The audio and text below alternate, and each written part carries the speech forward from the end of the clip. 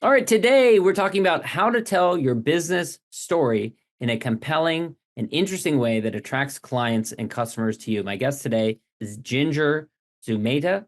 I'll tell you more about her in a second, so stay tuned.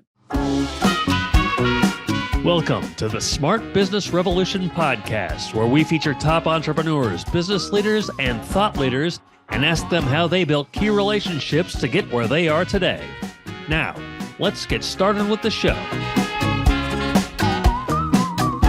All right, welcome everyone. John Corcoran here. I'm the host of this show. And you know, if you've listened before, which hopefully you have, that in the archives, we've got all kinds of interesting episodes with past smart CEOs, founders, entrepreneurs of companies and organizations ranging from, we'd had Netflix and Kinko's, YPO, EO, Activation Blizzard, Grubhub, Redfin, LendingTree, and many more. And you can check those out on any podcasting platform that you listen to. And of course, this episode also brought to you by Rise 25, my company where we help B2B businesses to get clients, referrals, and strategic partnerships with done-for-you podcasts and content marketing. You can email us at support@rise25 or check out our new podcast co-pilot platform at rise25.com.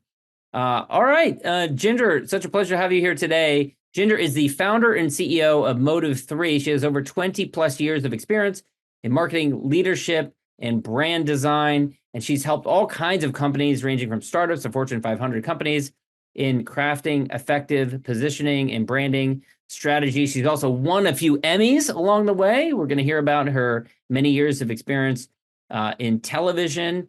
And I'm looking forward to hearing your story. She's now based in Los Angeles, originally from Texas. And Ginger, you grew up in Texas. Your father was a first generation. And you actually, this is a cool story. When you were, I guess, in your early 20s, you discovered back massagers of all things. I guess had a hookup for back massagers and started selling them at flea markets. That's got to be a first on this show, but you developed a passion for it, I guess, or at least it was an opportunity. But how did you get into selling back massagers at flea markets in your free time? Yeah, I think, as I recall it, I don't even know where I found this. There was this little wooden back massager thing. It was actually called a happy massager. And I found one and I thought it was just brilliant. And I don't even remember where I got it, but something possessed me, even though at that point, no one in my family had been an entrepreneur that I'm aware of. I was like, I need to sell these things. And I started a little business in San Antonio. It was called Indulgences. I went and got my... Realize everything about this sounds dirty, by the way. The name of the massager, the name of the business. I hadn't actually considered that. But I know. I guess you didn't have any weirdos showing up at your booth in the flea market. I did. Well, so here's what's... Yeah, I know. It's funny. So I started my business and I ordered, I don't even know where I had the money, to be honest, because I was poor. But I ordered a bunch of these massagers from the manufacturer, and set up a little stand at a flea market. In fact, this was so long ago that I had to borrow from a friend. She had a bag phone, like where, you carry the bag and it had the cord and it looked like a traditional phone. I borrowed that because I was like, oh my God, I'm going to be someplace that I'm not. It was a little sketch. I wasn't sure, I was going to be okay there. But the phone was like, in case you needed to call 911 or something? Yeah, or something. Okay. I don't even know. But I would sell these at the flea market. I think I did the flea market maybe 2 to 3 times before someone, back in, I don't know, let's say 20, 30 years ago, however long that was. There were 5 operating military bases in San Antonio. I think there's still 4, but someone from one of the bases came and saw these things, and she actually thought that they would really be great in the daycare at the base to calm kids down when they got a little too wild. And so she got me in to sell like a whole bunch of them to her daycare, and I think hooked me up with some of the other bases. So for a little while, I was cruising around military bases in San Antonio selling little happy massagers. And you were you working in TV at the time? Because I know you started your career in TV and you actually started as a receptionist and rose up to to VP? Yeah, I think I was an assistant that must have been like at a cable company in San Antonio, and was young, needed some extra cash, and decided to start a business. But I did. I started out actually when I was going to NYU in after my bachelor's degree. I went to NYU for graduate studies, and I just luckily happened to be placed as a receptionist in a TV syndication company. And the rest is history, from receptionist all the way up to VP at NBC and every single job in between.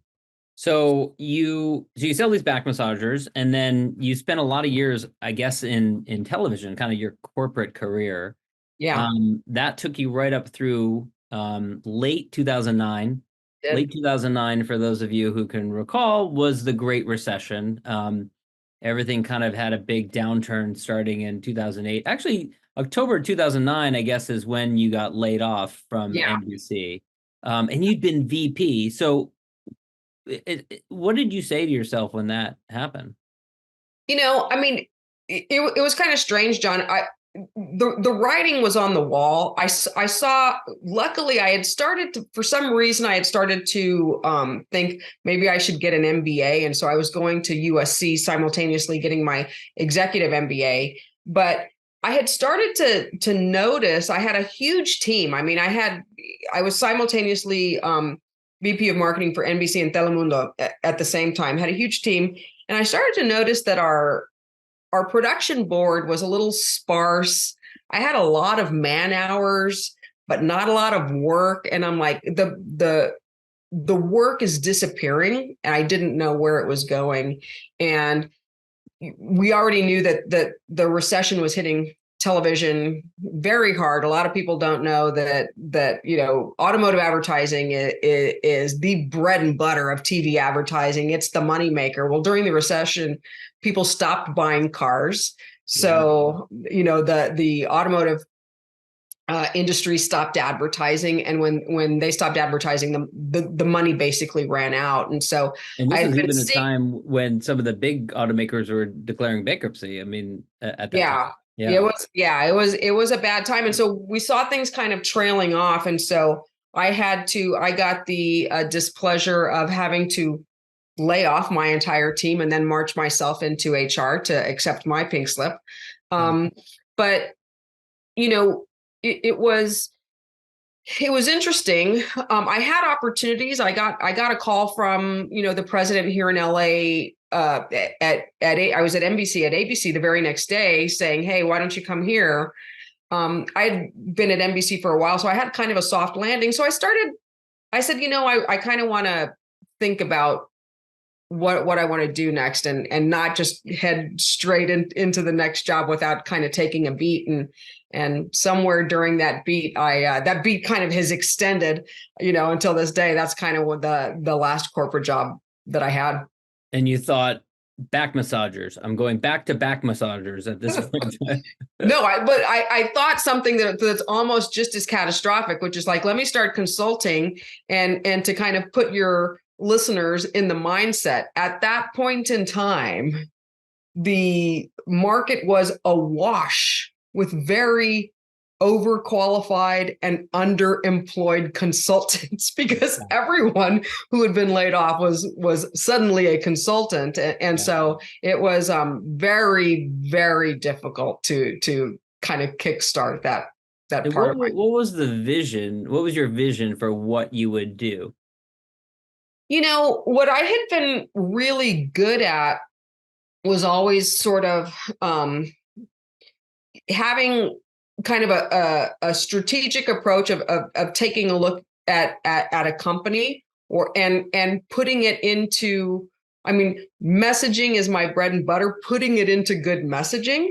And what I had the benefit of, having worked for NBC and kind of had a, dominion over the entire department, is I really understood how you go from the kernel of a creative idea all the way to having it appear in mass media. And so not everybody had that kind of skill set in terms of like, how do you actually then kind of get this, onto TV and beyond, a really large scale marketing program. So my idea was like to do this again, probably timing, not ideal for that skill set either. So. No. I mean, yeah, a tough time to find gigs. And you actually ended up begging a colleague who was at a major soda maker, Coca-Cola, to give you not a consulting gig because they couldn't hand out consulting gigs because of the market, but what? What did you get instead? Yeah. So here I was, I think I was probably 41 years old, and I asked for an internship. Wow. And then they told me, no, sorry, that's not going to work either. We don't do, I asked for an unpaid internship, and they said, well, we can't do that. We only have paid internships. And I said, well, then pay me for an internship. You have a seasoned marketer here. Yeah. And honestly, I'm grateful that they took me up on my offer. I made like a few $1,000s, but ended up doing an amazing piece of my real first consulting piece of work for Coca-Cola. It was a multicultural strategy, looking at the Asian American market and their kind of beverage consumption habits, and how do we appeal to Asian Americans? And it was very new at the time, because we had been I think the 2010 census was just about out, which kind of said, look at all the Hispanic people in the United States. So to be kind of even a little bit ahead of that, to start looking at Asian American market was a big deal. And it was just a great piece of work that kicked off my career, all with an internship. Yeah. And what was your mindset like at this moment in time? Were you like, oh God, I can't believe this, I'm doing an internship at this age? Or were you just kind of like, head down, I'm going to do whatever it takes to make this work? No, I mean, I was not head down, I'm going to do whatever it takes. I mean, it was terrifying. I think my first year in consulting, and again, I had done well in NBC before, and I had a fairly soft landing, and my DNA is, store your nuts for when you need them. So I was going to be okay. But, dirty little secret is my first year in consulting, I think I made like $24,000. And this is, after having a pretty comfortable paycheck as a VP at NBC. So it was a rude awakening, but a really trusted colleague of mine said, I don't even know if this was true, but it worked. She said, if you can make it 2 years, you'll make it. Most people peter out before 2 years. And so somewhere I planted a seed, like, let me try to get to the 2-year mark and see if I can make it work. Was that your goal? Like the first 2 years, your goal was like, okay, I just need to get myself to 2 years. Yeah, I mean, I was trying to scrape it together. I wouldn't have wanted to go more than 2 years, because I didn't want to, really start to deplete my stores. But I had an idea that, like, what I did understand, and I would preach patience as a consultant all the time, is that, if I had enough time to build pipeline and I could start to show proof of work, which is why I begged for that internship from Coca-Cola, that I could start to put the pieces together that would then, build a consulting practice. Yeah. Because that can be one of the hardest parts about shifting careers to a different focus, is that everyone kind of puts you in one bucket of where you were before. And they, no matter how qualified you are, no matter how much education you have, sometimes people are like, well, you're a TV person. Like, why would I hire you to do this other project?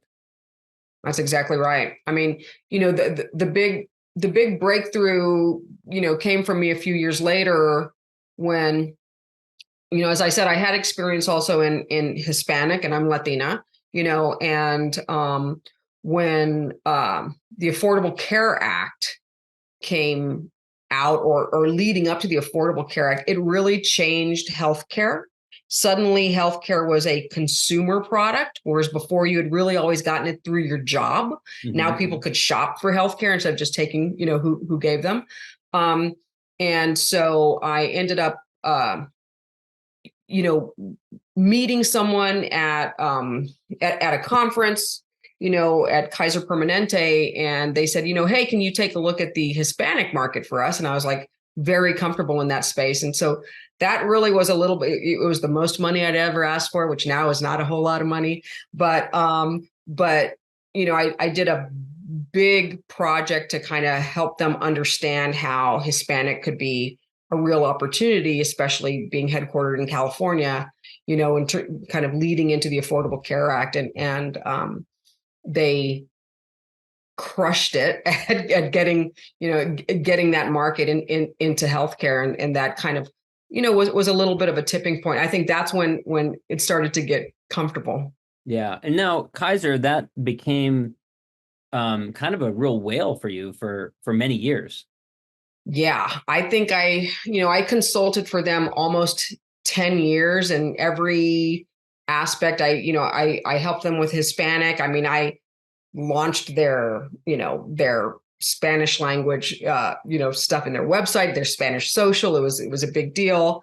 And then I moved on. I helped them, launch a big maternity practice. Like, how do you kind of look at maternity? They birth, I think at the time it was like 120,000 babies a year, but weren't really known for maternity, even though they're experts at maternity. And so help them kind of do some service line marketing for that and many other things, help them when they acquired Group Health up in Washington State. I was going up to Seattle like every week or every other week for a while, helping kind of Kaiserize them, and which was fantastic. Whale, it was kind of like a job, a well-paid job. Yeah, that's what I was going to ask about is actually, since you had brought in that relationship, you had that relationship as you grew your team, how did you, empower them and how did you get yourself, maybe this never happens, but how did you get yourself out of the work and out of the fulfilling on the work and get other team members involved? Or was that a challenge? It was a challenge. It took a while to kind of shift from solopreneur to kind of having a team, especially, when you're the principal consultant in a big company like that, and you're working with people at the very highest level, they don't really want to see other people. So it took some time bringing someone in, helping support me, on that, them then starting to have their own voice in terms of kind of doing the work. But it was a slow process. I mean, we've never had ambitions of being a huge agency style business. So, it was very much me supported by others, and it continued to be that way throughout, the entire Kaiser engagement. Yeah. Now, how did you structure the business? Because you actually had a 50-50 partnership with someone for a portion of that time, right? Yeah. So previous to really kind of being entrenched, in that client, I had coming out of NBC, I solo consulted for a little while. At one point, one of my former colleagues at NBC, she had actually been at Telemundo.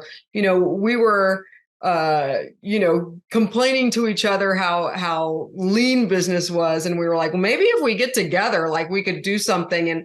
And so neither of us had a business before. We were corporate people. So we just decided, hey, let's start a business. Let's do it 50-50. And we did that for a few years. We also started to see some of the challenges. She was more focused on entertainment. I had started to get into healthcare, into some other industries. And so it showed its, our naivete. It didn't take long for our naivete to kind of become manifest, and us to see that, just having no rules around that 50-50 in terms of comp and expenses and book of business and all of these other things that when you're really, consulting our considerations, it's the structure started to fall apart, and we ended up dissolving that business. I left it first, and then she moved, and then that business kind of faded into a memory. And so, for someone listening to this now, considering going into partnership with someone, what is your advice to them? What are the considerations? What should they be thinking about? Oh man, that's a really great question. I'm probably biased. I mean, I would never do a partnership again. I think someone's got to be the leader of the business. But, if you've got a good friend that you're doing a partnership with, I mean, the one thing I absolutely wouldn't do is 50-50. I mean, there's no movement with a 50-50 partnership, so you've at least got to have some sort of like 49-51. The other thing that I wish we had figured out in advance was, just looking a little bit forward in terms of like, well, what happens if one person is bringing in and servicing 80% of the business? Like, we were just taking the checks and dividing them 50-50. Sometimes that was not equitable in terms of like the work being done and who brought in the business. So there's some things that I've learned since that had we gone back, maybe that business would have survived. I have no idea, but we didn't really think through how are we compensating ourselves?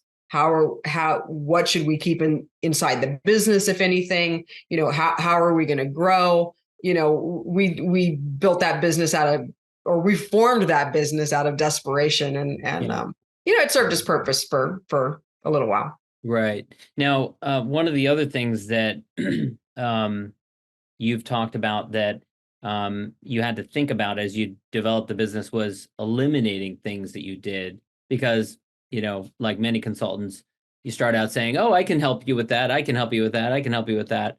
And then eventually you appreciate that you can get really good at a couple of things. Maybe some things are more profitable than others. So talk a little bit about that evolution of eliminating things, taking things off the plate that you didn't do for clients anymore. Yeah, so having come up through NBC, I was really a generalist. I knew all the jobs. I've done PR, I've done brand strategy, I've done media buying, I've done creative. I mean, you name it. And so I used to do all of that stuff.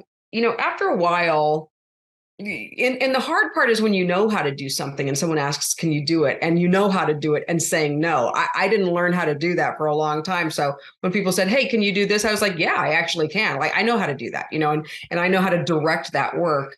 And so, for a while we had become, we were sort of looking like almost like an outside marketing department or a, little marketing department for hire. But we weren't structured in a way that could actually support that. I didn't have, creatives just sitting around ready to take that work or build a website or do the social, but we were doing it, not badly, but it's not the best thing that we could do. And so, a couple of years ago, we started to gradually just not pursue that work anymore. We still had some clients that were doing that work, that we were doing that work for, and then we ultimately decided, we're going to help our good clients that we love, what, this is not really what we want to do anymore. We can refer you to partners that will do a great job for you. But we decided to stay squarely with messaging strategy, which, has always the messaging, the story is the strategy. I mean, if you can help a company understand their story and build a messaging framework around that, you're basically giving them the tools that then they can take into their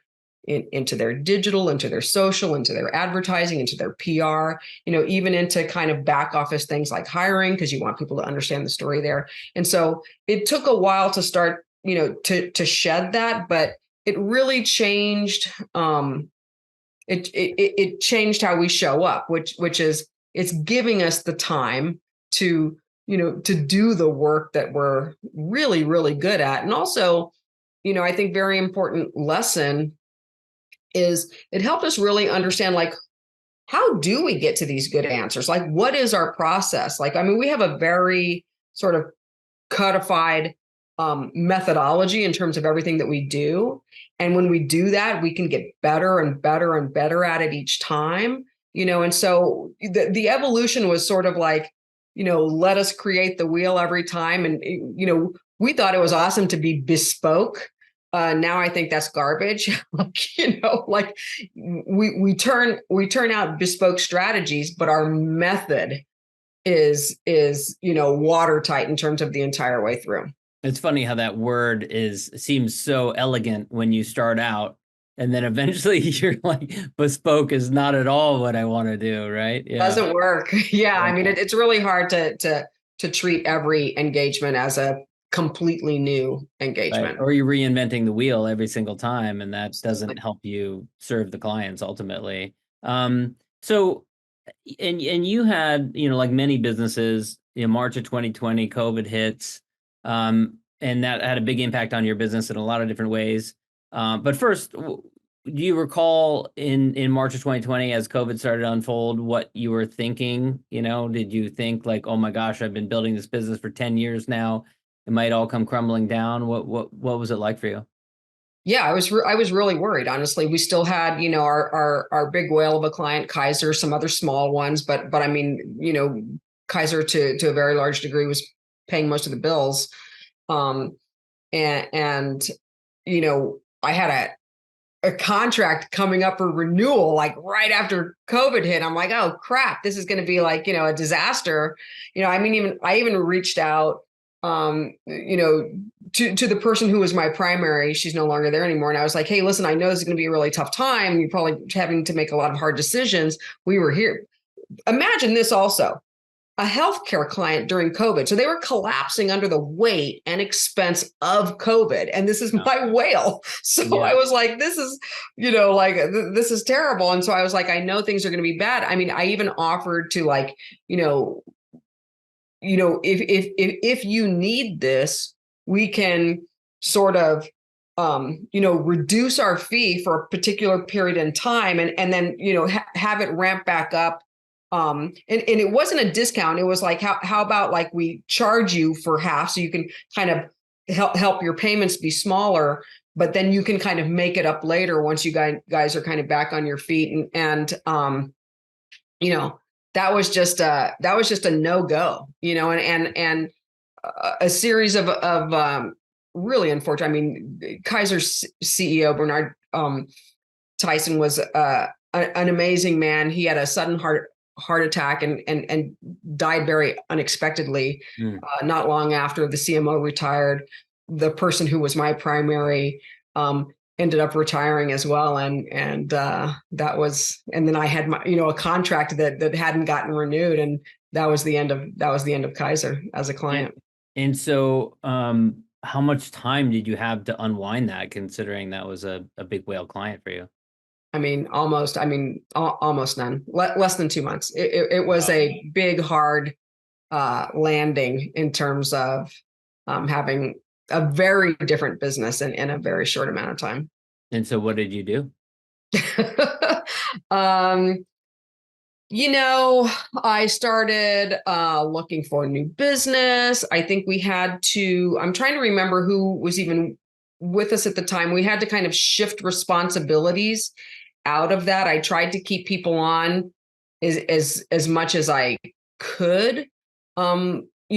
What's interesting is I didn't make any drastic moves at the time. I had faith that we'd be able to get the business, but it did change the business, and it was a real opportunity.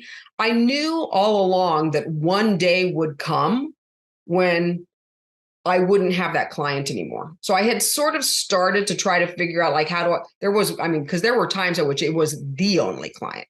So I had started to kind of lay in some other smaller clients. And so it gave us an opportunity to kind of try to do better there. No sudden movements, but the business changed and someone who had been a key part of that account with me, had a natural shift where it's like, you know what, I have another opportunity. And it was probably great for both of us because I didn't have to carry that anymore. Yeah.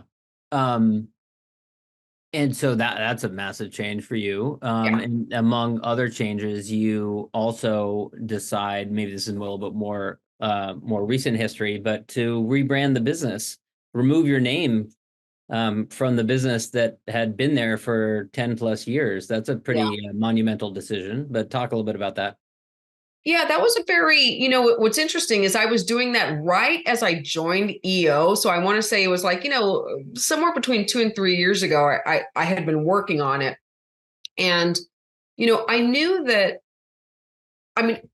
my business had always been, Ginger as the principal consultant, surrounded by people to help me because I had more business than I could handle as a single individual. Yeah. But I was the primary in all of it. And, I just kind of, knew that's great for a while, but at some point I didn't want everyone to expect to be working directly with me 100% of the time. It just wasn't sustainable. I mean, it was just so much work. And so, as we started to kind of think through, like, what are the things that we want to focus on? How do we really start to productize what we're doing? So it's not so like, hey, what do you need help with? Let's figure it out along the way, which is really more of a like kind of retainer based, like, let me just kind of be your trusted advisor and, kind of a management consulting model. I knew that I wanted the name out of it because at some point I want this business to be able to, and pieces of business to be successful without me touching them directly. And so it was a little bit of a pivot, not a little bit. It was a major pivot for us in terms of kind of setting up that what is this entity going to be in the future, and how does it have a brand of its own that is separate from my personal brand. Yeah. When I was practicing law, my law firm was called Corcoran Law Firm, which I used the name firm deliberately in there, thinking that would help with the same issues you're talking about, like less dependence on me, although it was really just me. And I still have my last name in it, but in retrospect, probably should have taken my name out of it.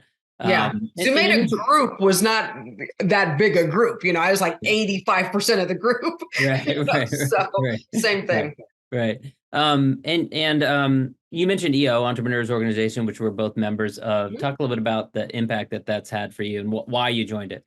Yeah, I joined that again right as I was thinking of like taking this turn. And the reason I joined it, there were two primary drivers. One was I just having been sort of raised professionally in a corporate environment, and then having largely corporate clients, like I just did not really have, I had been winging it as an entrepreneur for a decade, and I started to realize like I need other entrepreneurs around me. I need to learn, like I cannot DIY this to where I want to go. I need different, education. I need people who have walked the path, in front of me, who have that kind of entrepreneurial muscle, and then, so part of it was trying to find a group that I could leverage expertise from, that knew real things. What I didn't expect, but was, I think equally important, is I didn't really have anyone to talk to either about how agonizing building and running a business can be. It's very stressful. I for most of my career, I got a paycheck every 2 weeks that was more than I could spend, which was really nice. Having a business, it's like, there were times where I'm like, yeah, I guess everybody else gets to eat, I'll eat last, in terms of my team.